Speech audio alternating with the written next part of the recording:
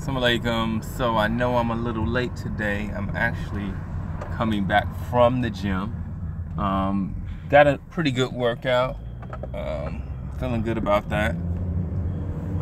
Really, once again, didn't plan out this. Maybe I need to start planning what I'm going to say before I go live, but just wanted to speak off the dome. Got a few things to take care of today. I'm feeling pretty excited about this piece that I'm doing with Dr. Wesley. It's a little provocative. He's doing a 5-piece series, and we're working together on Allah willing, it'll be streamed on multiple platforms. I'm still trying to work out a few bugs, but it's called How to Make a Homosexual. So yeah, that should be pretty interesting. Make sure you go to the website, thecollective9.org. The Collective 9, that's the number 9.org. And make sure you subscribe to the channel. Go ahead and subscribe to the channel so that you can get updates on different things, projects that I'm working on. There's a few that are kind of in the mix right now. Look for August next month. You know, the New Educational Paradigm Conference Part 2, which Allah willing, we already started the motion, and we're bringing order to that. And maybe that's kind of the thing to kind of reflect on, motion and then order, is that sometimes we try to figure out how to perfect what we're doing before we actually doing it. And you know, you may have heard the term paralysis, analysis by paralysis. Is that right? Paralysis by analysis. So that basically there's no motion and no movement because you're trying to think it through. You're trying to get it all figured out, which that's not how the universe functions, and that's probably not the best way for us to function and move. Is not that you just go jump out there and do something, you know, without any thought, but you got to get moving.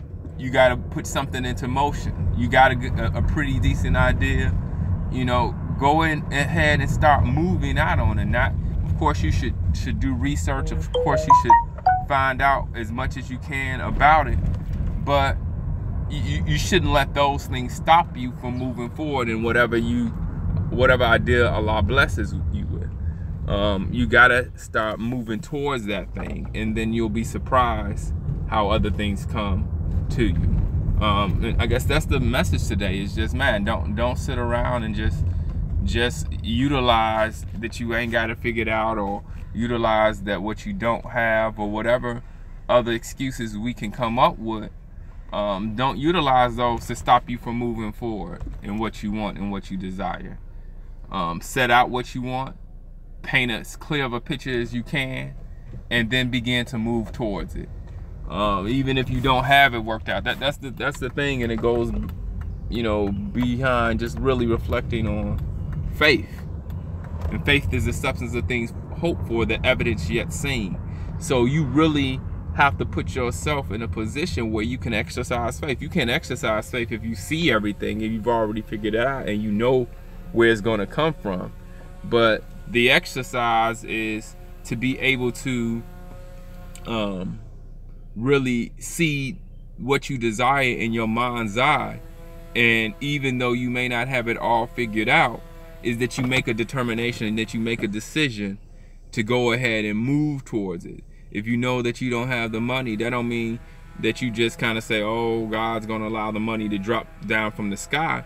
But what it does mean is that, man, this is a solid ideal, I believe, or see how this can be beneficial to myself, my family, and my community. Then you move towards that, and as you go, you figure it out, you know. And I'll leave on this, is that, you know, as followers of the Honorable Elijah Muhammad under the guidance of the Honorable Minister Louis Farrakhan, one of the things that we're being called to do is not just be good people, not just to be men and women, but we're being called to be gods.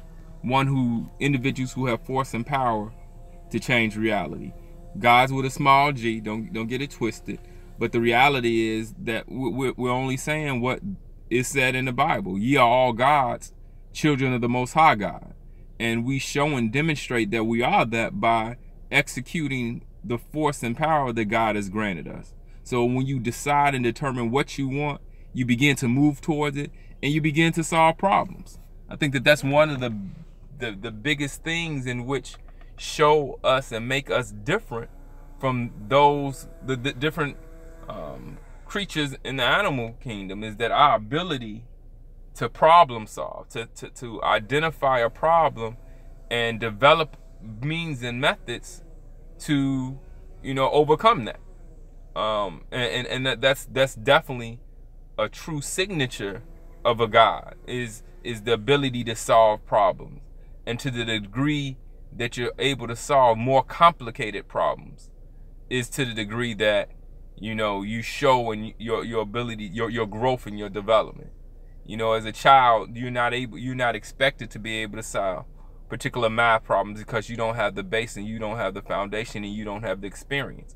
But as we grow and we've encountered life, then our ability to solve problems should increase, and we should exercise that ability so that we can gain the bounties that Allah God has for us to gain. On that note, to the next time, peace. Assalamu alaikum.